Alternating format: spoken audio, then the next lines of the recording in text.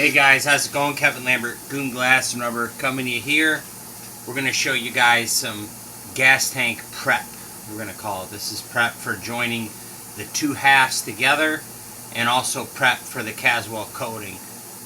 Because we Caswell everything before it leaves a shop instead of throwing a handful of drywall screws in there, nuts or bolts or razor blades or whatever you need to rough up the inside.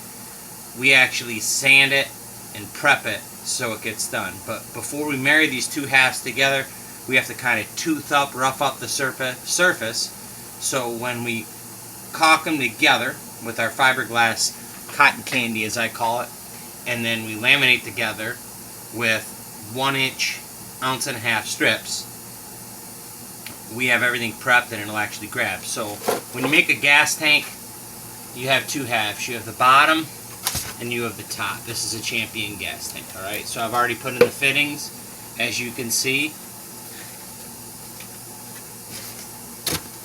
Right here, our fittings, they've all been drilled out. And we're going to prep. We're going to begin the preparation process. So this is how it's going to go. So what we want to do is we want to get all the edges where we're going to join. This is an easy one because it's not a center mount. All I do is take like 60 or 80 grit, something pretty rough, and I hit the edges. Get them nice and toothed up. I go further past where I think I'm going to go, just so it's got a little bit of grab. Alright. So, pretty monotonous, but this is something you got to do with every gas tank. I don't know if everybody does this, but the way I was taught to do fiberglass is if you join two pieces of fiberglass together and it's dry, you need to sand them before you put another layer on, so to speak. Do some prep. Alright, so this one's, like I said, this is an easier gas tank to do. So we get all the way around the edges. It's going to have a powdery look to it because it's been roughed up versus the kind of opaque-ish semi-gloss look.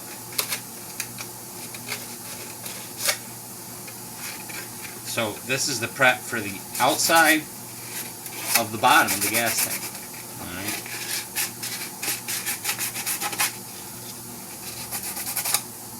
You can kind of see it with the light how it looks. So we're good there. We got that all prepped and ready to go.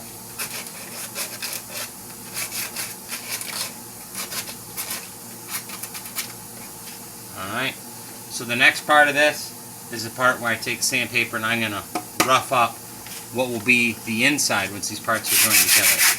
So I rough it up a little bit.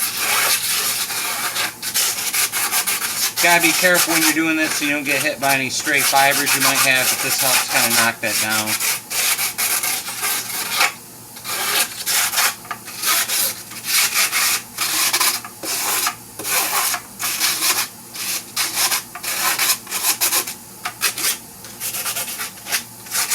So, a lot of people might notice that a Goon Glass and Rubber gas tank, this is prepped here now. A Goon Glass and Rubber gas tank is a little bit, it seems like it might be a little bit heavier than other competitors' gas tanks. We don't go as thick as, say, an Omar's tank or some of the older fiberglass tanks. I have a Resto in here I'm doing, it's very, very, very thick. It's like, it feels like 4 layers of 1.5 ounces. But what we do is we do gel coat the bottom with the neutral gel coat, and we use 3 layers of 10 ounce. Alright, so this isn't just like a piece of peanut butter. This is nice and thick. It's still very flexible. It has a lot of give to it still, so it's not a piece of peanut butter. Our tops are 1.5 ounces with 10 ounce, like our seats. So top's got a little bit of flex to it too. Once that Caswell gets in there, it beefs it up a little bit, and it helps to form a, I don't want to say fuel-proof barrier, but pretty close to a fuel-proof barrier. So far so good. I haven't had any Caswell failures due to gas.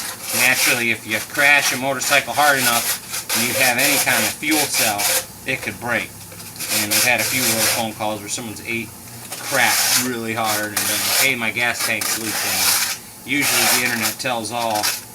Come to find out, they smack the ground super hard someplace, and there's like a hole in the gas tank, like a handlebar went through or something. So, but in my customer's defense, I always tell them if the gas tank ever fails, I want a phone call. And we've had very, very, very few of those, and that's a good thing. So that's one thing I have a lot of pride about, is my gas tank's holding gas and not failing. So fingers crossed we don't have any phone calls like that in the near future. Anyways, this has been prepped. The next step is we're going to marry the two halves together. I actually, before I join them together, I like to kind of goop them down, I say, or cotton candy them down so they're solid, so I can just come right through and get it all knocked out. But this is what we're looking at. Champion gas tank. It has been prepped. We have two other gas tanks, a Knight and an Astro, we're going to be doing later on tonight. Might do a video later, I don't know.